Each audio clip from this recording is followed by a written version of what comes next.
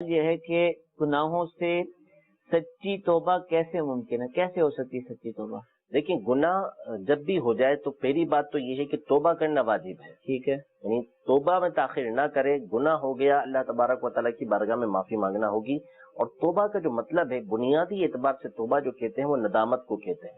یعنی بندہ شرمندہ ہو کہ مجھ سے اللہ تبارک و تعالیٰ کی نافرمانی ہوئی، میرے رب عز و جل نے مجھ پر نعمتیں کی، مجھ پر عطائیں کی، اور میں نے اس کی نافرمانی کی. یہ اس کے دل میں ندامت پیدا ہو.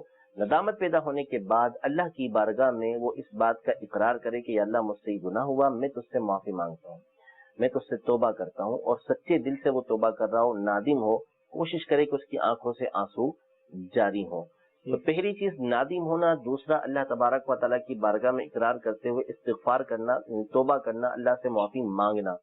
اور تیسری چیز جو ضروری ہے وہ ہے آئندہ نہ کرنے کا پکا ارادہ کرنا کہ اب میں یہ کام ہرگز نہیں کروں گا.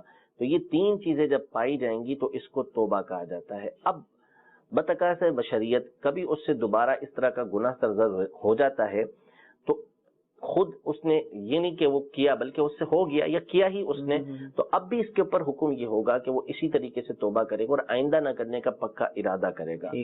تو بتقاضۂ بشریت اس طرح کے گناہ ہو جاتے ہیں، لیکن اس پر بندے کو جری نہیں ہونا چاہیے بلکہ فوری طور پر بندے کو توبہ کر لینی چاہیے. لیکن دل میں یہ ہے کہ میں توبہ تو کر رہا ہوں لیکن آئندہ موقع ملے گا تو یہ گناہ دوبارہ کر گزروں گا، تو یہ توبہ نہیں ہے.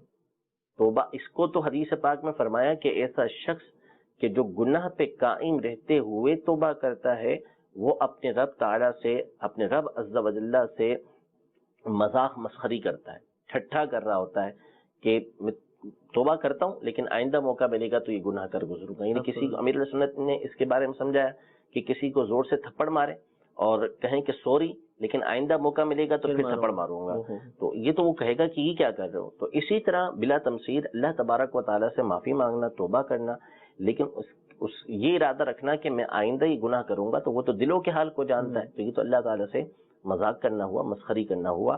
تو یہ ضروری ہے کہ آئندہ نہ کرنے کا پکا ارادہ کریں.